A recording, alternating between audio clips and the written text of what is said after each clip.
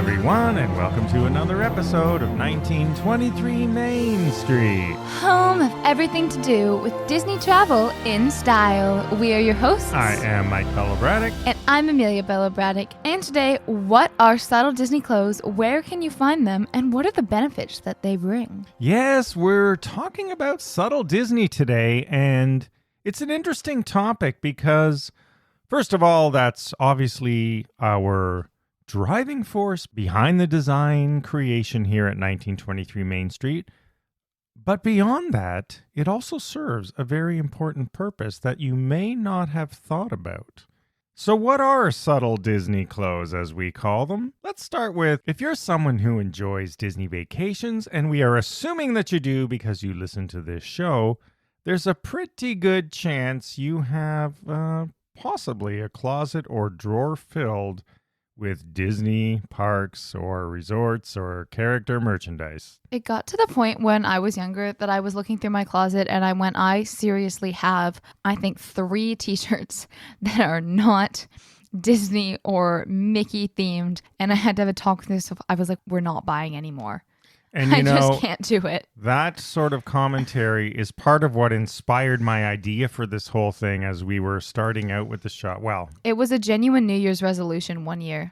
There's sort of 2 components. That was one component of it, because I think you sort of said, I don't have anything that doesn't have Mickey or Minnie or something obviously Disney because it's Disney merch on it. Yeah. You didn't really have many other clothes that you like to wear, sort of casual wear.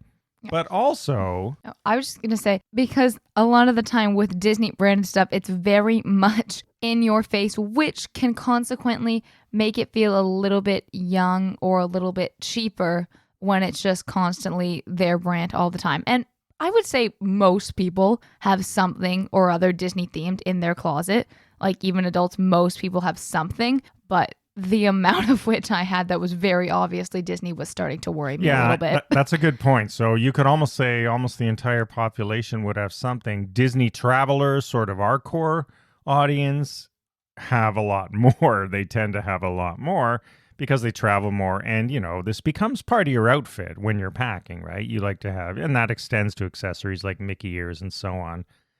But subtle Disney clothes go a step beyond, and you just touched upon it. There are times when you just don't want to wear something with an obviously Disney, trademarked character, movie, whatever it is on it, but you may want to sort of have something, as we've crafted, inspired by the magic. So not Disney, but once or twice removed, that has the Disney magic and Disney spirit to it, but that does not say to the world, I'm wearing Disney gear. And I think a lot of the time also Disney, at least for certain time periods, and then they change, have a very similar artistic style that's present on a lot of their shirts, or they use the same type of shirt. So you have, this t-shirt with this design and this design and this design.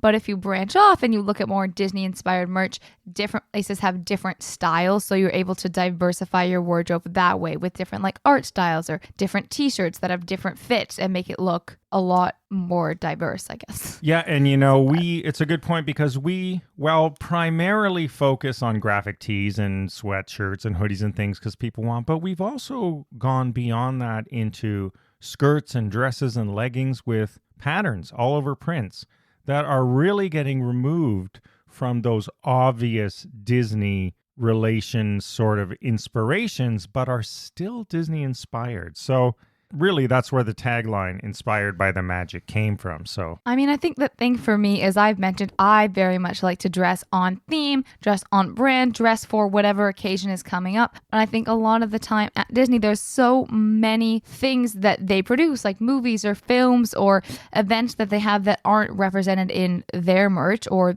the merch that they produce feels very young. So I like something else that's a little bit inspired, that maybe feels a bit more classic, a little bit more sophisticated and re-wearable, but is still relevant to the movie I like or the event that I want to go to or something in that vein. Yeah, I'm glad you mentioned events because our Flower and Garden collection contains graphic tees and things that are Flower and Garden related, not Disney trademark merch, obviously, but also Flower and Garden inspired patterns that you can wear to the Flower and Garden Festival and be in the spirit of Disney, but you can also wear them on a summer day in France on vacation, right? They're not obvious Disney to the outside world, even though the inspiration for them came from something like a Disney festival.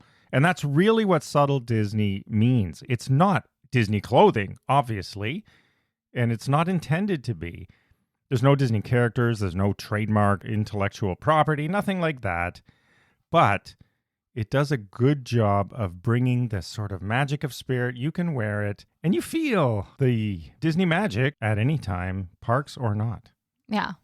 I think that's a good way to put it, because a lot of the time people that aren't more comfortable with Disney, they like to incorporate that into their daily life, but you don't want to wear the same thing every day. However much you love Disney, you don't want to wear Mickey every single day. And one thing we like to do here, and we have a lot of fun and try to do it almost every design, sort of inspired by hidden Mickeys, because we know that all of us Disney fans love hidden messages and hidden Mickeys and sorts of things. Not decorative.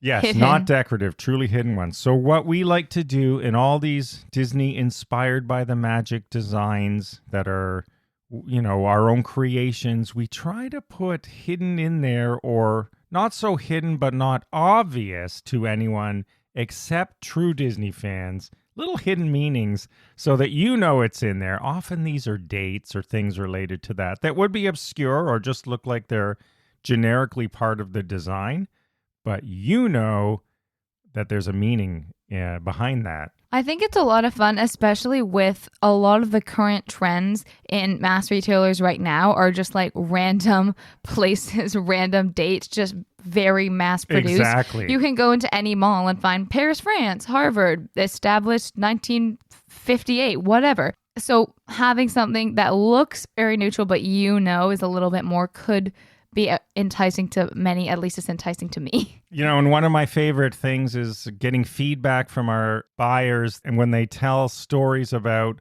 how one of their Disney friends spotted the knowing sort of secret message in their design. So the subtle Disney, the world doesn't necessarily know, but but other Disney fans know. So it's sort of fun that way. Helps me personally, because that's my biggest pet peeve. The just random places, universities, years, it drives me insane. All right. So, yeah, I know.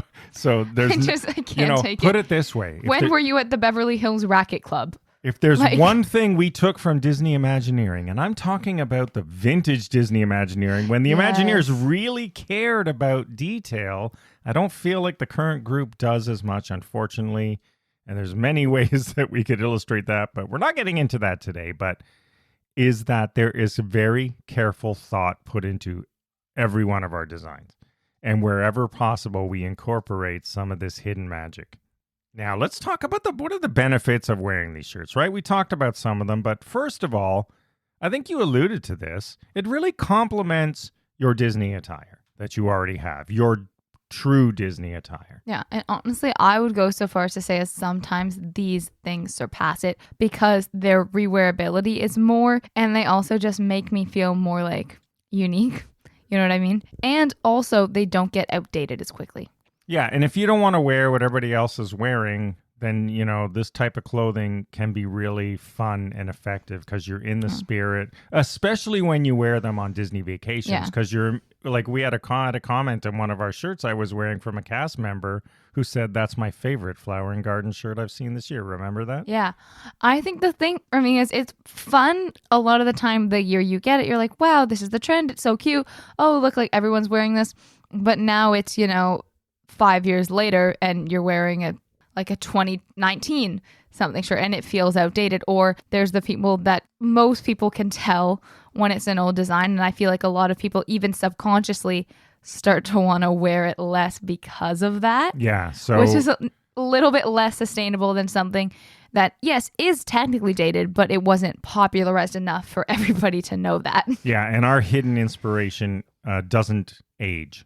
Yeah. We make sure of that. So not only does it complement your Disney attire, but it gets you that feeling to carry the sort of magic, the feel-good magic with you wherever you go without obviously having a Disney character on your shirt. Yeah, but I think because of that, a lot of shops, as they all have their own unique style, but it's all very different than what Disney's producing. I don't think it's in direct competition with them because it's so different to the point where I think it's its own entity. Disney is very much promoting, like when you're wearing their shirt for Wish or whatever, you're wearing an ad for the movie. Yeah, well, and also, I Basically.